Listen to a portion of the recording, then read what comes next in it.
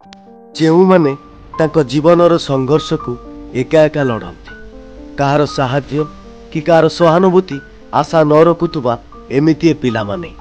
ସ୍ୱପ୍ନ ଯେମିତି ସମସ୍ତଙ୍କର ଥାଏ, ଏ ପିଲାମାନଙ୍କର ବି ବହୁତ ବଡ଼ ସ୍ୱପ୍ନ ଅଛି, ହେଲେ ତାଙ୍କ ମନର ଦୁଃଖକୁ କିଏ ବୁଝିବ?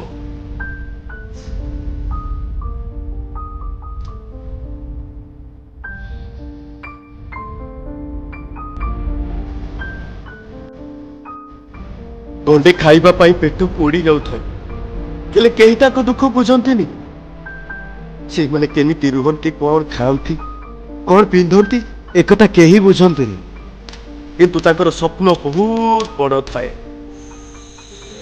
ଏ ଦୁନିଆରେ ସବୁ ବଡ଼ ବଡ଼ ଲୋକ ଏ ଅନାଥ ଛୁଆଙ୍କ କଥା କିଏ ବୁଝୁଛି କହିଲୁ? ଠିକ କଥା କହିଲୁ।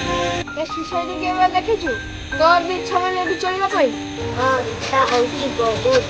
ଏ ଲୋକମାନେ ଆଲିଶାନ ବିଲ୍ଡିଂର ଛାତ ତଳେ ଶୁଅନ୍ତି, ତ ଆମେ ମାଟିରେ ଖୋଲା ଆକାଶ ତଳେ ଶୁଉ। ଏମାନେ ହେଲେ ଯାଯାବର। ନା ଏମାନଙ୍କର ଘର ଅଛି, ନା ଏମାନଙ୍କର ଦୁଆର ଅଛି। ଏମାନଙ୍କର ଗୋଟିଏ ଲୋକ ହିଁ ଭରସା, ସେ ହେଲା ଭଗବାନ। ଆଜ୍ଞା ହଁ, ଆପଣମାନେ ଯେତେବେଳେ ଆପଣଙ୍କ ସୋସାଇଟିରେ ଏମିତି ପିଲାମାନଙ୍କୁ ଦେଖୁଛନ୍ତି, ଅନାଥମାନଙ୍କୁ, ଦୟାକରି ଅଣଦେଖା କରନ୍ତୁ ନାହିଁ। ସେ ପିଲାମାନଙ୍କର ଆଜ୍ଞା ଏ ଦୁନିଆରେ କେହି ନଥାନ୍ତି। ସେମାନଙ୍କୁ ଦେଖିଲେ ଟିକେ ସାହାଯ୍ୟ କରନ୍ତୁ। ଭଗବାନ ଆପଣଙ୍କୁ ସାହାଯ୍ୟ ନିହାତି କରିବେ। ଜୟ ଜଗନ୍ନାଥ।